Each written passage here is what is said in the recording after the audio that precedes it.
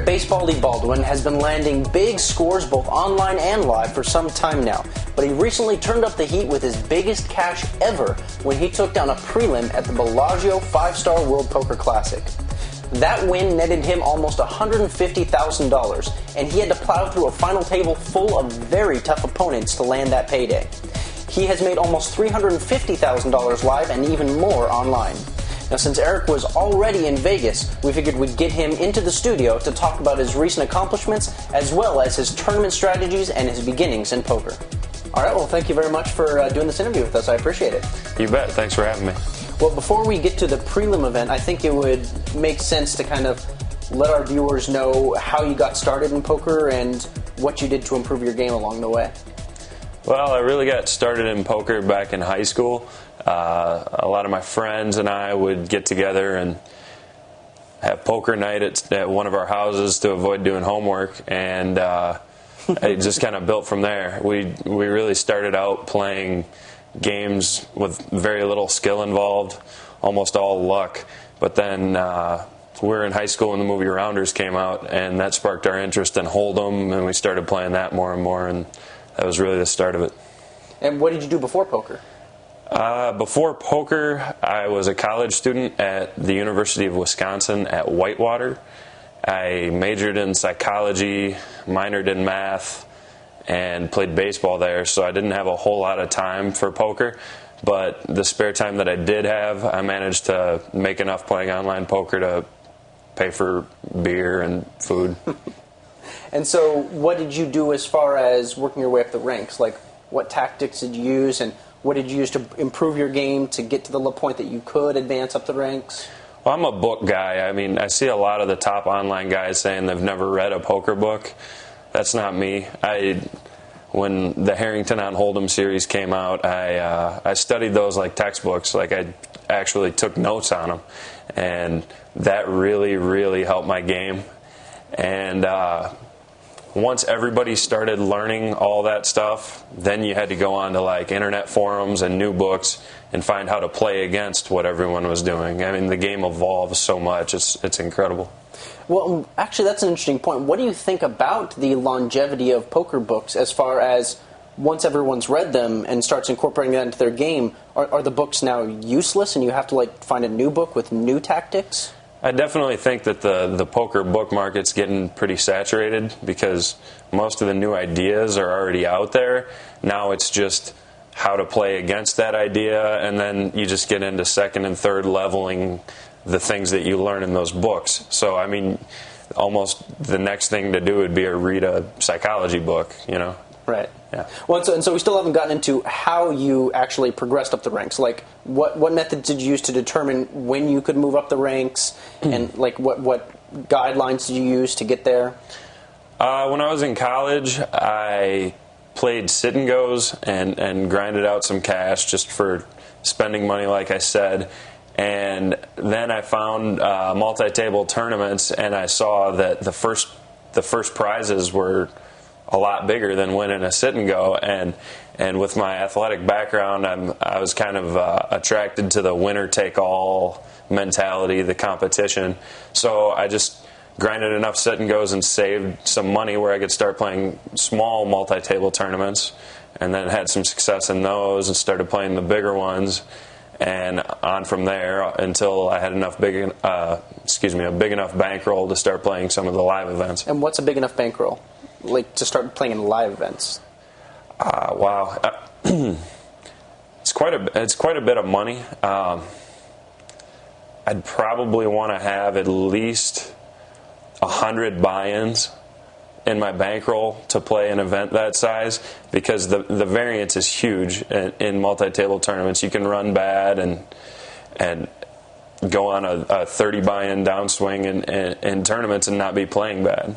Okay. Well, and now let's go ahead and get to the prelim event that you won, which, congratulations, by the way. Thanks a lot.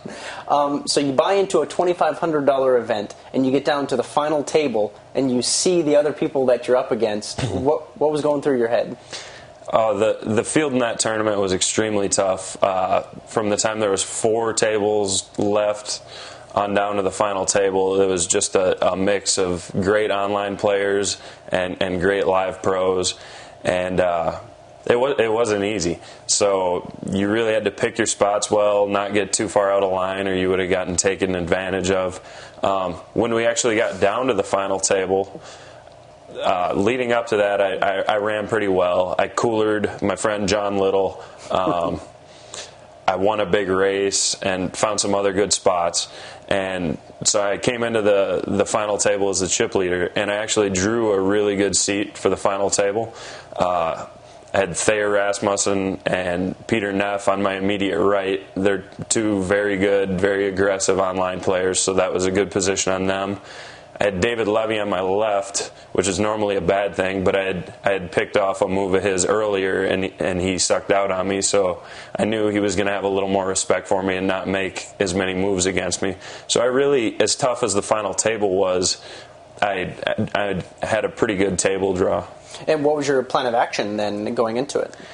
Well, I don't typically like to have too much of a set plan going into a poker tournament or any table. I'm more of a guy that likes to just observe what's going on and then adjust from there. I don't want to get stuck in any one pattern that other people might then exploit. But I did have a vague plan. The payout structures at Bellagio are very, very top heavy, and I had the chip lead, so I had a couple targets that I wanted to put some pressure on, raise them, put them to a decision for all their chips because the payout jumps are so high. And who were those targets? It probably varied a bit throughout the final table. It was basically just whoever the short stack was you wanted to put a lot of heat on, or were there some people that you were nervous about being the short stack just because they played it really well? Actually, my targets changed as the tournament went on. It has a lot to do with their stack sizes. For example, if they're too short and you don't really have a good hand, you can't really re-raise without having to put it all in against them. But if they have a little bit more chips, you can raise and possibly get away if they play back at you again. So it's kind of a stack size thing, just getting them the maximum amount of leverage against that player. Okay. And one of the other people at your final table was Shannon Shore, and he said in his blog going into the final table of that event that the only thing he wanted was to get at least 3rd place, or else he'd be just really disappointed. And then you ended up eliminating him in 7th place. You actually eliminated him and Thayer in the same hand, and that was a really pivotal hand for you. Can you explain how that hand happened? Yeah, Shannon's actually one of my very good friends. We're housemates this summer, so I would have much rather finished 1st and 2nd with him, but the hand pretty much played itself. Shannon was very short. He was under 10 big blinds, and he moved all in, and his range for doing that is very wide because he has to make a move. And then Thayer Rasmussen on my immediate right re-raised all in, and he knows that Shannon's range is wide. So he's also pushing a wide range to try and isolate Shannon and win the hand against Shannon. I look down at ace-king, and I have a pretty easy re-raise all in. And the hands where Shannon had ace-9 and Thayer had 2 10s. I flopped an ace and held. And that was a very pivotal hand because it gave me about half the chips in play with 5 players left, and it also knocked down 2 very, very tough players. Well, aside from that, too, when you're reading their hands, though, you're saying that their ranges can be relatively wide, but did you think that you had them both dominated, or were you putting someone on a pair and hoping that you were going to catch up?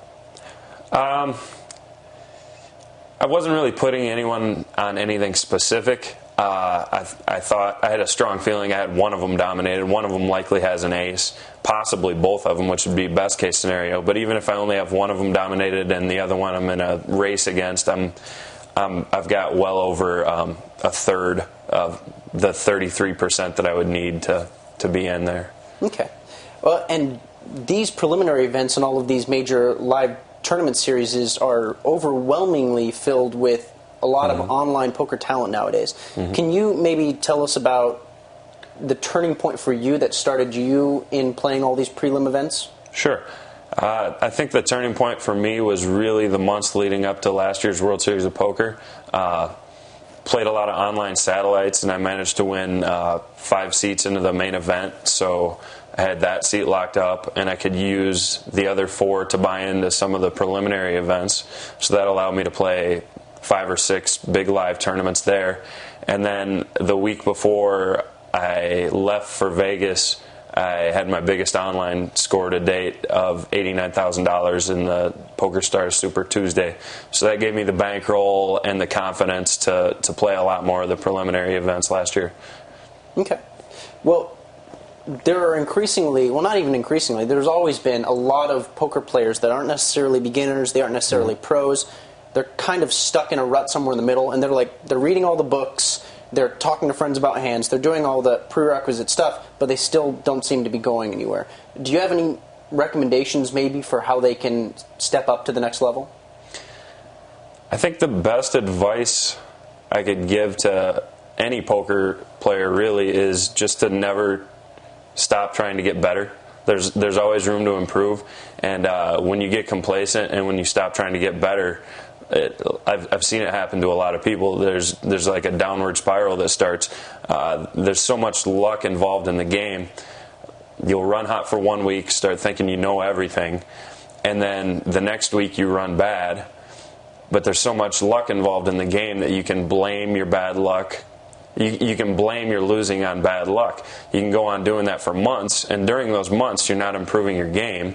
And in the meantime, other people are learning new strategies to exploit what you're doing, and so then you get passed by, and you get in a bad habit, and you think you're running bad, and it's just a bad spiral that's tough to get out of. So I would say just never get complacent and keep trying to learn.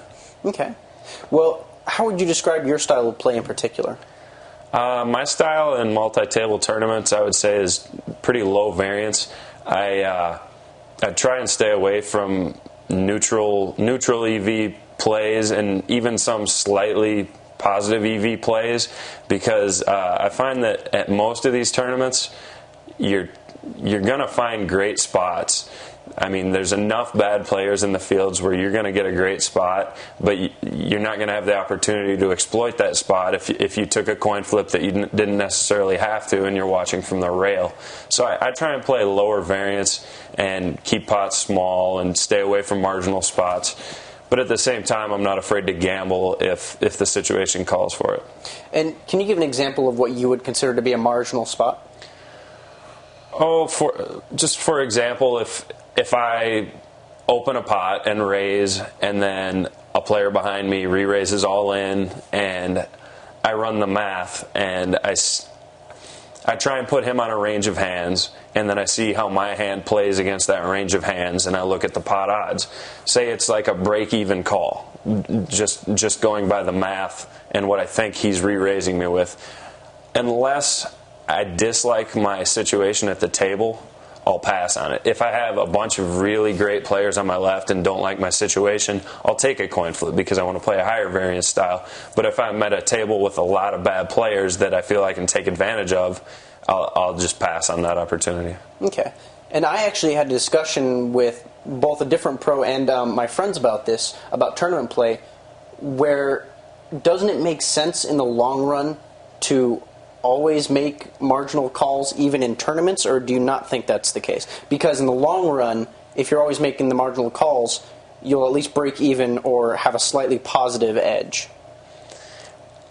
I think that's true in cash games where you have an unlimited bankroll. Bankroll. I mean, you get stacked or felted, you just add more money to the table. But like I was saying before, in tournaments, I feel like you do too much of that. Yeah, sometimes, I mean, you might win a little more than average, but the times that you don't, you're really costing yourself a great opportunity.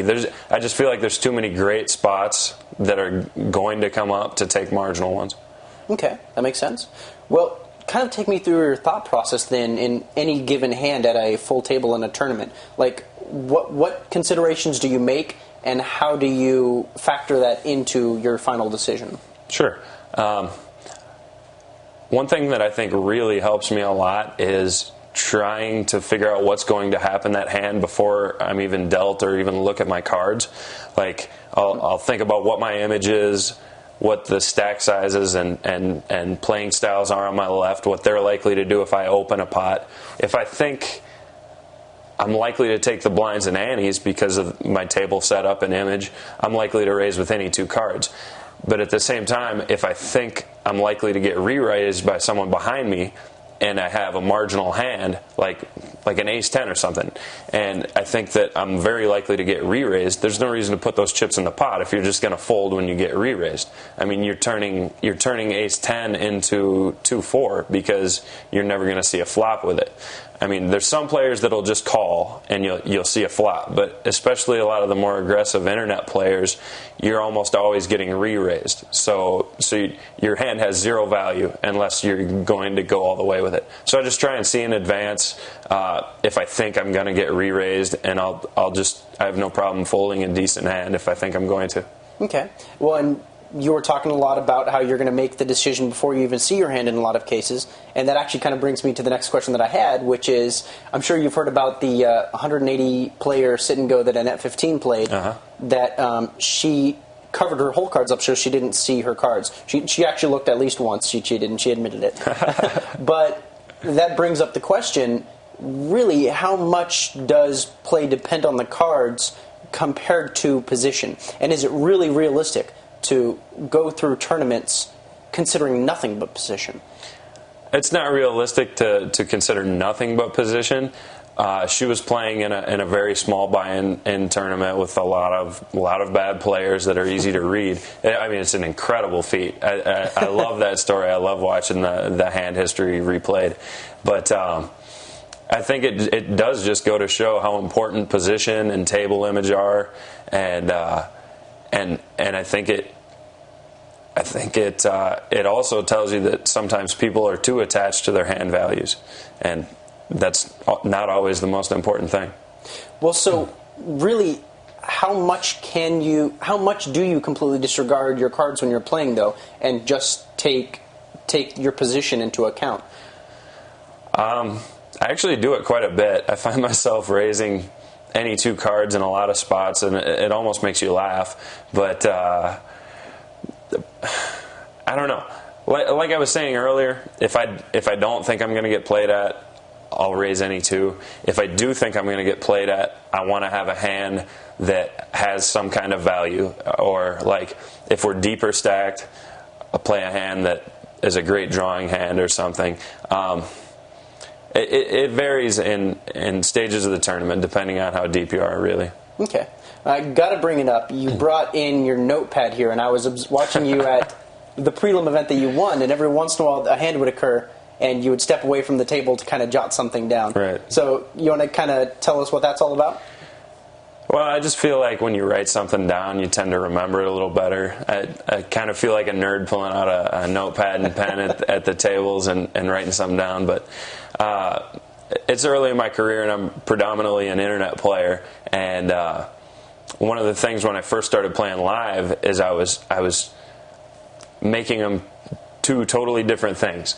I would focus way too much on live tells, which I wasn't experienced with at all, and I ended up getting away from playing what I do best, which is playing the betting patterns, the numbers, the odds, and all that. So what I've really tried to do is just turn the live game in as close to an internet game as I can, and just see the numbers and whatnot. And then if I get in a real tough spot, maybe I'll look at some of the live factors. So on the internet, I mean, you double click on the player and you type in your notes. So I guess this is my version of taking internet notes, just in a live setting. Well, and I'm sure it makes your opponents a little bit uneasy as well. Every time they do anything kind of suspicious or anything in a hand, you walk away from the table and start writing it down. That's true. I almost don't want them to see it, because then I pay attention to whether they see it or not, because if they see it, then I know they won't do that again. But if they don't, then I can exploit it the next time they do it. So, do you ever have to like kind of keep something in the back of your head and wait a few hands before you walk away from the table? Yeah, or hide it under the table, or act like I have to go to the bathroom or something. Well, the final question I have for you is, who is the most underrated online poker player out there right now? there's a lot of them out there, but one that comes to mind is Mike Katz. He plays as Bonzo9876 online. He was predominantly a cash game player and has just recently switched to tournaments, but he's already had a lot of success online, and he won one of the preliminary events this December at Bellagio, and he's actually at the final table of the $2,500 event this afternoon at Bellagio. So nobody really knows who he is. Nobody really talks about him, and he probably likes it that way. Sorry, Mike, but people are going to know him quite a bit more real soon. And I met him at that same preliminary event. Actually, I got a chance to meet him, and I had no idea who he was either. I'm gonna go ahead and admit that. But yeah, it seemed like everyone else knew who he was. So yeah, he's another one of my summer housemates, and like during the heads up battle in the preliminary event I won on break, I talked with him, and he pointed a couple things out that really helped me be more confident in the heads up game, and like. We'll be discussing hands back at the house, and we're either right on the same page or I'm learning something from him. So he's definitely underrated. Well, the interesting thing about that final question that I asked you too is Shannon Shore kind of posed that same question to himself in the card player column that he wrote, and he listed the most underrated online poker players out there, and you were on his list, so you made the list. I made it. Well, I really appreciate you doing this interview with us. Thanks a lot, and congratulations on your success. You bet. Thanks a lot. And thank you guys for watching the Online Zone on Card Player TV.